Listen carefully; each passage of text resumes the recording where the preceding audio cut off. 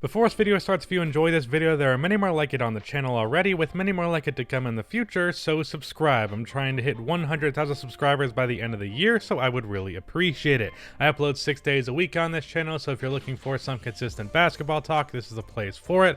Also, drop a like on this video. It only takes 1 second and makes a massive difference. Before you freak out, please hear me out on what this video is about. I just rhymed a bunch right there, completely on accident. And the reason that I need to tell you that is because I'm sure there's already going to be a visceral reaction right off of the jump just from the title and thumbnail of this video, but I want to make it very clear that I do not believe that the run that the Suns went on was entirely a fluke, rather that there are some people that are making it a bigger deal than it should be. It's a little bit overblown, and I wanted to talk about that as well as the future of this Phoenix Suns team. So as for why I do feel is a bit overblown, it's really just because they did this before when they had a long break. I'm specifically referring to the start of this season. To open this year, in their first 11 games, they were 7-4. They looked like an amazing team, and they looked like they were going to be pretty much a lock to make the playoffs.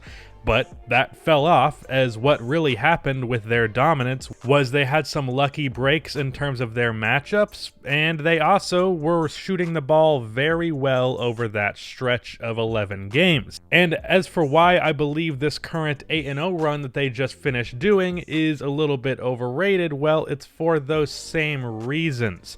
It's because they caught a lot of breaks in terms of their matchups, and they had some very hot shooting that's not going to maintain itself in the long term. So in their 8-0 run, they beat the Washington Wizards, which were the worst team in the bubble by a mile. The Dallas Mavericks, who they've obviously beat fair and square, was a very close game. Same thing happened with the Clippers. That was obviously a very impressive matchup for them. Both of those games, that is, because I believe the Mavericks are a much better team than just the 7th seed. Granted, Montrezl Harrell didn't play for the Clippers, but I think that's fine. I mean, they also, we'll talk about it in a minute, but the Suns didn't have Kelly Oubre or Aaron Baines. Indiana Pacers, not a particularly great team outside of TJ Warren, who's apparently Michael fucking Jordan. The Miami Heat did not have Jimmy Butler, whether that was because he was injured or because he was sitting, I'm not entirely sure. OKC, Shai Gilgeous-Alexander was not playing. Danilo Gallinari was not playing. Steven Adams was not playing. That was definitely not an impressive win there. I mean, Mike Muscala was starting, for God's sakes. For the Sixers, Ben Simmons did not play. Even Joel Embiid didn't play. So that's not really an impressive win whatsoever. Tobias Harris didn't play. Al Horford didn't play. Their starting lineup was Alec Burks, Matisse Thybulle, Shake Milton, Kyle O'Quinn, and Mike Scott. Kyle O'Quinn played 32 minutes of NBA basketball, and the Suns only won that game by 13, so I really don't find that one impressive whatsoever. And then for this final game of the year versus the Dallas Mavericks, Kristaps Porzingis, who's been amazing in the bubble, has not been playing, did not play in that game. So in terms of these individual games in this 8-0 run, really nothing outside of that Clippers game and that Mavericks game was impressive at all. So I don't believe this 8-0 run on surface value is nearly as impressive as people have made it out to be, but what I do want to say is I do think this is a sign for things to come in the future, because as I said, Kelly Oubre and Aaron Baines did not play in these 8 games, and those were pretty much like the guys that were tied for the 3rd most important players on this team. And also with this run, an important thing to note is that with DeAndre Ayton, the Suns are above 500. Of course, he missed most of this year, or at least a good chunk of it, due to the fact that he was dealing with the fact that he did some drugs, or allegedly did some shit which got him suspended. Whatever that situation was, he's back now, and when he's been back, the Suns have been a lot better. And Cameron Johnson really stood out in this 8-game run, as he really worked as a stretch power forward. Over these 8 games, he shot 35% from 3 on 5 attempts per game, averaged 13 points overall, around 6 rebounds, was pretty respectable defensively, and just stretched out the defense. It definitely was a good player to put at that power forward position. Also Dario Saric was really fitting there. He was starting to be used more how he should, rather than just as a stretch guy. But in terms of the future of this team, I don't think this 8-0 run should be used as just some guarantee guarantee that the Suns are going to be a good or even playoff team next year. I definitely think they can be competing for a playoff spot, but the thing is, there are like 5 teams in the West that I think could be competing for the 8th seed, because the West is just getting truly ridiculously stacked as the years go on. Like, this Suns team would probably be a playoff team in the Eastern Conference, but they're not in the Eastern Conference, and that's the reality of the situation. So, looking at this roster as a whole, and in terms of what they can do in the future to actually be a playoff team next year, well, I think they're pretty well set up. One thing that I would say is that DeAndre Ayton, both shooting threes and shooting the ball more, would be a positive thing for this team, because Ayton only averaged around 15 points per game on this 8-0 stretch, and I think if that was more like 20, it would be more convincing to me. And that him being a bigger factor in that offense would be a huge thing for this team, and I think it'd just be a way better team if DeAndre Ayton was averaging 20 and 10 for them. Kelly Oubre was the second leading scorer and the second leading shot taker on this team, and that really should not be the case. Ricky Rubio, of course, was a great addition for this team, and he really balanced out the offense between Ayton and Booker, but I really think Ayton should be getting some more touches.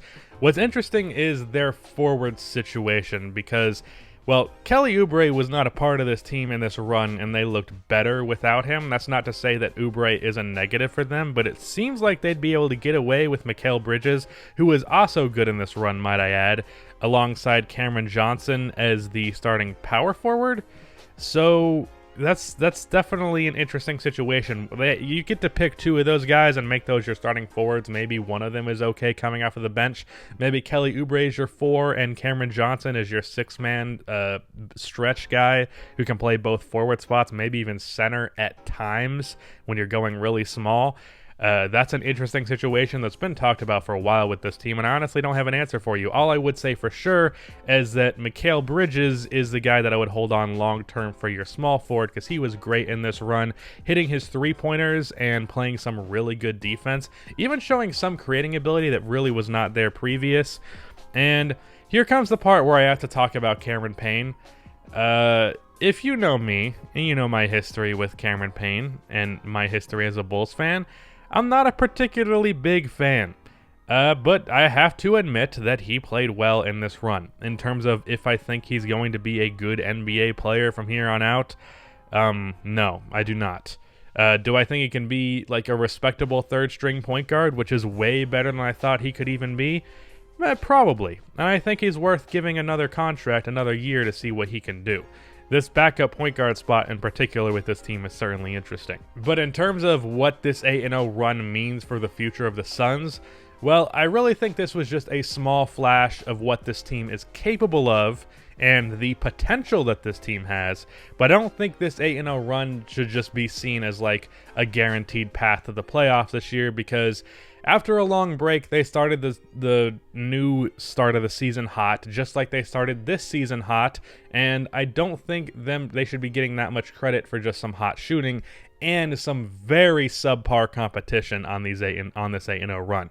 So really, this run was a product of that hot shooting, which is not something that's going to maintain itself over the long term, as we saw with this Suns team early in the season, because they had that great start and fell off. But more importantly, competition was not there. That this 8-0 run is one of the least impressive 8-0 runs that I've ever seen, honestly, in terms of just pure competition. Of course, it was a fun Cinderella story, and I don't want to be the one that's like a Debbie Downer, but it was ultimately not that huge in terms of the future of this team, at least speaking in terms of like how good this team can be. I do think it could be a big point of chemistry for this team in terms of like, all right, we know what we can do, let's actually go out there and do it. But I don't expect this Suns team to win any more than like 45 games next year. Now, 45 games would be a huge improvement for this team, so I mean, that's something to be positive about. But if y'all are talking about this team as some great future playoff team or anything in the realm of being a like championship team, anything close to that, or even probably even making the second round, we have not seen any evidence of that thus far, and I don't think this 8-0 run is evidence like that whatsoever. Not trying to be a hater, but this is the reality of the situation. So the Suns' 8-0 run really was not as impressive as I think some people are making it out to be. It was very fun, but actually not that huge of a deal. But I also think this Suns team can be pretty good next year, and they have some good upside. The thing is with this Suns team is we've been waiting for them to put this talent that they have together into an actual winning product, and this is a flash that they can do that. It's really just about maintaining it, and I think they can maintain it, at least to a respectable degree, but I don't think they're going to be anywhere near 8-0 level anytime soon. So that's the end of this video. Please be sure to like and subscribe for more NBA content like this, and cue the outro music.